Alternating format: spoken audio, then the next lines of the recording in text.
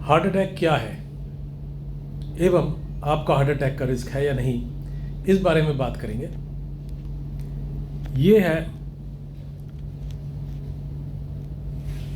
Heart और ये है दिल की नसें, जिसमें जब ब्लॉकेज होती है सडनली और रक्त प्रवाह रुक जाता है तो हार्ट मसल डेड होने लगता है और लाइफ का रिस्क बन जाता है। इसे हार्ट अटैक कहते हैं। हार्ट अटैक का रिस्क कैसे पता करें?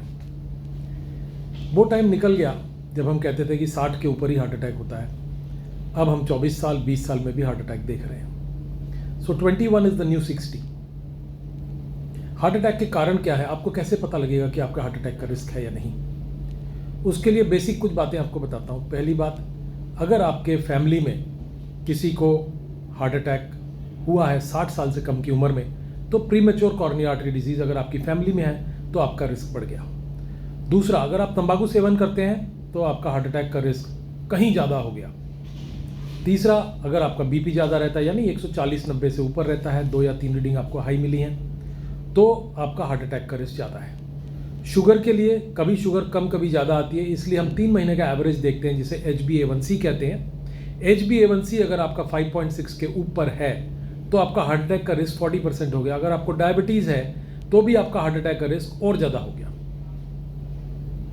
इसके अलावा अगर आपके ब्लड में चिकनाई ज़्यादा है, जिसे कोलेस्ट्रॉल कहते हैं, बैड कोलेस्ट्रॉल LDL, अगर वो ज़्यादा है तो हार्ट अटैक का रिस्क बढ़ जाता है।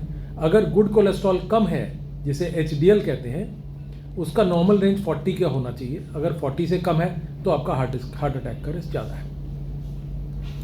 कईयों में आपने देखा होगा पेट निकल जाता है। अगर मेन में, मतलब मर्दों में, पेट अगर 40 इंच से ज़्यादा है तो उनका हार्ट अटैक का रिस्क हर 1 इंच पे 10% बढ़ जाता है। और लेडीज़ में 35 इंच के ऊपर 1 इंच अगर ज़्यादा है तो हार्ट अटैक का रिस्क बढ़ जाता है, उतना ही बढ़ जाता है, 10%। तो कैसे पता करें हमारे हार्ट अटैक का रिस्क है? ये सारे फैक्टर्स को अगर हम देखें, अगर आप में एक भी फैक्टर है या कई फैक्टर है तो आपका हार्ट अटैक का रिस्क ज़्यादा है। मेन चीज़ है आपको लाइफस्टाइल चेंज करना पड़ेगा, डाइट चेंज करना पड़ेगा और अपने रिस्क को कंट्रोल करना पड़ेगा। जो भी आपके रिस्क फैक्टर हैं, तंबाकू है तो छोड़ दीजिए, बीपी ज़्यादा है तो दवाई ले लीजिए, शुगर ज़्यादा है तो उसको कंट्रोल कर लीजिए, चिकनाई ज़्यादा है तो उसकी दवाई ले लीजिए। तो इस तरह आपको डॉक्टरी सलाह से अपने रिस्क को कम करना पड़ेगा। एक बहुत ही महत्वपूर्ण टेस्ट है जो अब अवेलेबल है, CT coronary angio.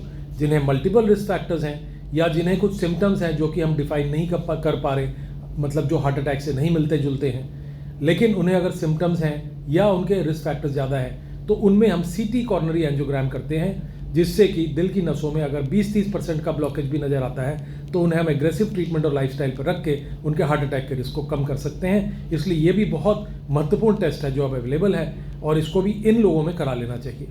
Thank you.